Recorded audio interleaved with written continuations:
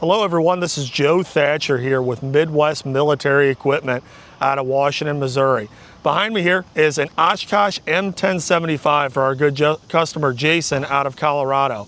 We recently wrapped up this truck, did a ton of customization to it. Today we're kind of going to give you a walk around overview of everything that we did to this vehicle. So this being an OshKosh M1075, it is a 10x10 chassis powered by an 8V92 Detroit engine, backed by an Allison 5-speed automatic transmission.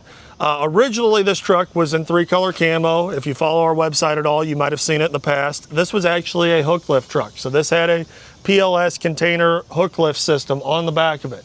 We have removed that hook lift system and went ahead and customized this thing into one of the most badass off-road water trucks we have definitely ever built. So walking across to the front of the vehicle, we'll start talking about some of the characteristics. So this is a 4,500 gallon tank that we have on this truck. On the front of the vehicle, we've added left and right hand sprayer bars. These are all controlled pneumatically by inside the cab. Pretty much the overall aesthetics, what we wanted to achieve with this truck is we wanted to make it look like it was built this way, that this was a production off the line truck. So we had a lot of small attention to detail, like our sprayer bar mounts bolt to the factory bolt holes in the original brush guard of the truck. We've updated all the lighting to LED. We've added exterior work lights, so it's got front spot floodlights on the left and right hand side. We've got two 12-inch LED light bars up top just to add more auxiliary lighting if you're going to be using this thing at night. This particular customer is out towards Telluride, Colorado. He's going to be using it on his ranch, so he wanted to make sure he had plenty of lighting on the vehicle whenever, if he did have to operate at night for either irrigation or potential fire, being that he is kind of in a rural area.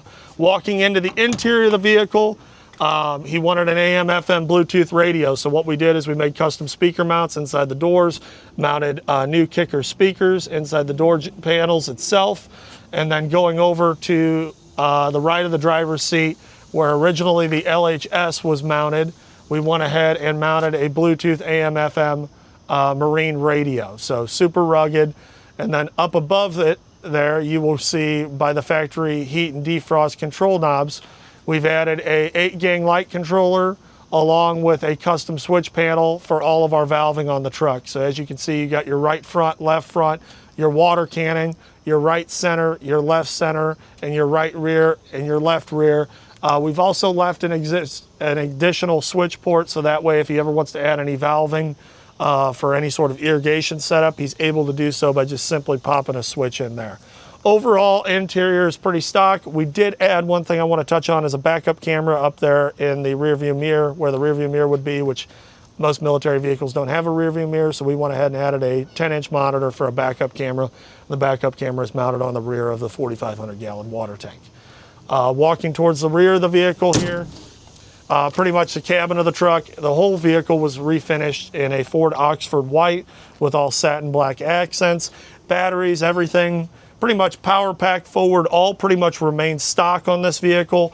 However, what we did was he wanted to be able to have versatility on both sides of the vehicle in the rear. So we've got 50-foot hose reels. These are all 1.5-inch reels. They're all electronic, auto in, auto out. So you can really suck this reel in, pull it out manually, roll it right back up quickly.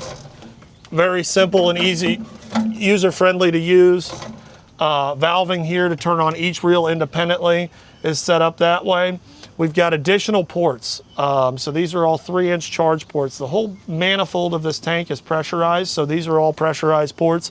So if we did ever want to add any additional air accessories, he's able to easily do so. We built a custom catwalk to get up on top of the tank. So you step on the fender, step on the catwalk, go right up on the tank, finished it in the satin black with grip tape on top of it, so it's safe to get on and off. This is one of the side sprayers here. We've got another one located on the passenger side of the vehicle, and then our standpipe for our nitro cannon. The nitro cannon's got a mist and a straight spray. It's fully adjustable from the remote joystick inside the cab. What's neat about that cannon is you've got about 270 degrees of rotation.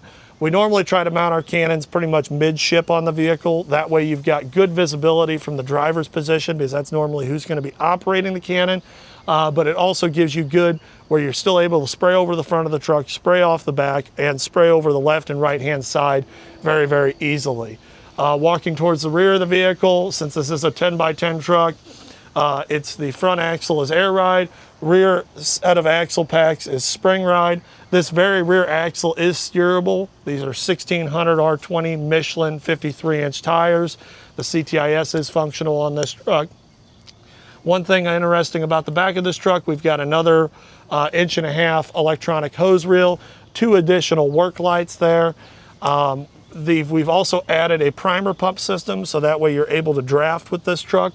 So you're able to shut these 2 valves here, go ahead and prime it up, put your suction line into whatever water that you're wanting to suck from, and be able to draft with this unit as well. So we're going to be adding drafting to our other 4,000 gallon and 2,000 gallon configurations.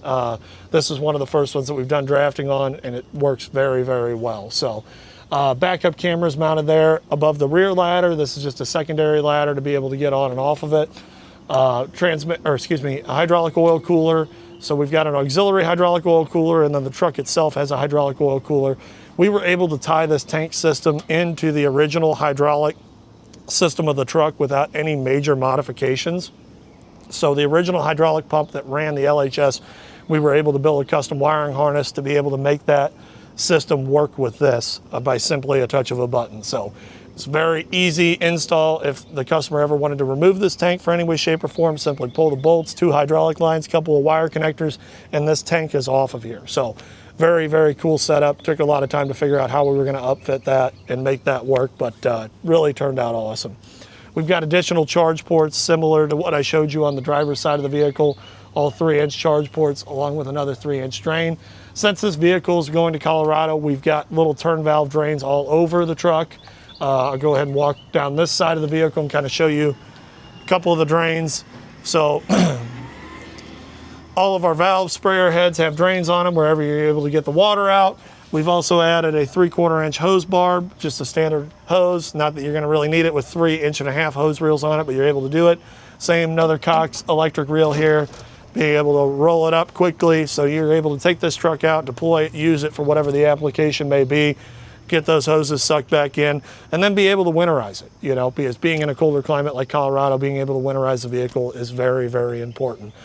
Spare wheel and tires still in the factory location. You can see we built custom tubing to get up to our front sprayer bar. It does not affect any of the approach angle of the truck. It's all tucked up tight and nice underneath the vehicle. It is hard piped the majority of the way and then soft pipe. Passenger side, we've refinished the door panels again, added speakers. Another thing on the passenger side of the custom console that we built, the customer wanted 2 SIG and USB ports. We've added those 2 SIG and USB port chargers there. And then all of our fusing and electrical is all done in the factory glove box, super clean. I'll go ahead and open that just so you can see that. So we've got our light controller, fuse bank, and a disconnect switch. So all the accessories on the truck are isolated separate from the original military system. So overall very happy with how this truck turned out. We're getting ready to ship it out to our awesome customer, Jason. So if you're looking for a water truck, we offer a whole bunch of different options when it comes to these trucks, either 2,000 gallon, 4,000 gallon, or like this one. This is a 4,500 to 4,800 gallon tank. We rate it for 4,500 just because the capacity of it. It will take about 4,800 gallons, but it is a 4,500 gallon. And we've actually done 5,000 gallon tanks on the OshKosh M1070. So if you're looking for a military truck, in general, we've got tons of inventory here. This is our finished lot down the hill. Anything from Humvees, LMTVs, MTVRs, Freightliner 916s, tracked equipment, tanks, and all the parts to support them. So be sure to check us out online at MidwestMilitaryEquipment.com or give us a call at 636-900-9046. Thanks for watching.